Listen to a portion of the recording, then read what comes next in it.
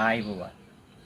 මම අද ඔයගොල්ලන්ට කියලා දෙන්න යන්නේ ඕෆිස් පැලයක් හරියට හිටවගන්නේ කොහොමද කියලා.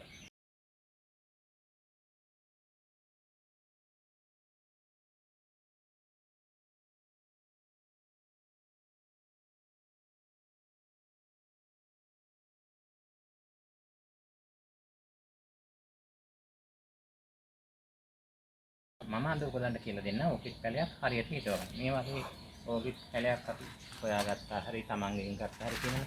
මේකේ දැන් මේ මගේ ඕෆිස් පැලේ නම් තවත් චූටි පැලයක් දාන්න. මම මේ පැලේ වෙන් කරන්නේ නැහැ. මොකද ඇත්තටම කුඩා පැලයක් දැන් මේකේ තියෙනවා මේ වගේ වේලිච්ච ඒවා. මේව අපි කපන්න ඕන.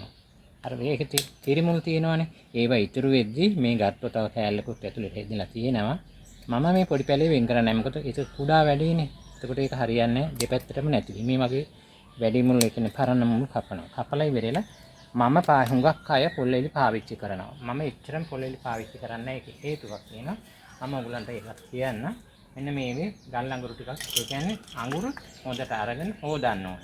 පොඩි පුරුළු කෑලි කියන්නේ මේ අර කළු ගල් වගේ මෙන්න වගේ චිප්ස් ගල් තිබුණත් කමක් නැහැ. මේකේ තියෙන මගේ මිශ්‍රණය හදපු එක නිසා මේ වගේ අඟුරු කෑලි ටිකක් මෙහෙම දාලා අපි මේ පැලේ කෙලින් තියන්න ඕන. අපිට මේක කෙලින් හිටවන්න බැරි නම් රිජිෆෝම් කෑල්ලක් මේකට තියලා දාන්න ඕනේ. ඒකට පැලේ මොකද හෙලවෙන්න බෑනේ.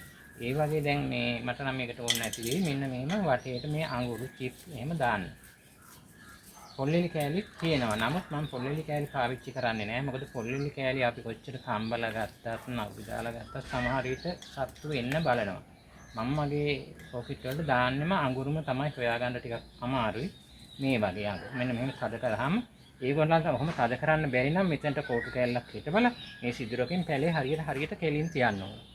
ඒ කෙලින් තිබ්බම අපි මේක අපිට අතවදින්න නැතනක මේක හැබැයි මතක තියාගන්න මේකෙන් ගොඩක් පුරවන්නේ නැහැ. මේක තාම පොඩි පැලයක් කොහොමත් ඕකෙට පුරවලා දාන්නේ නැහැ.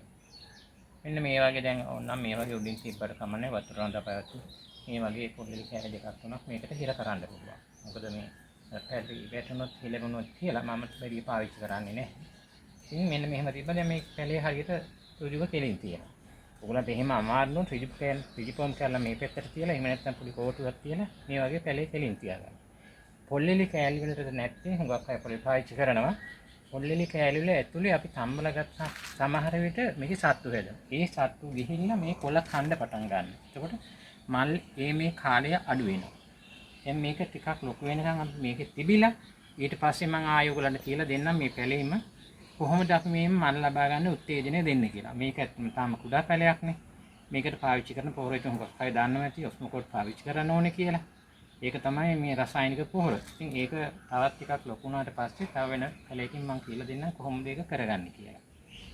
ඒක තමයි ඉතින් දැන් මම සම්පූර්ණයෙන් විස්තර කරලා ඔයගොල්ලන්ට තේරුණා නම් හොඳයි නම් මේක තව කෙනෙකුට ෂෙයා කරලා මට ලයික් එකක් දාලා මාව සබ්ස්ක්‍රයිබ් කරලා මාව දිරිමත් කරන්න කියලා මම ඔයගොල්ලන් ඉන්නේ.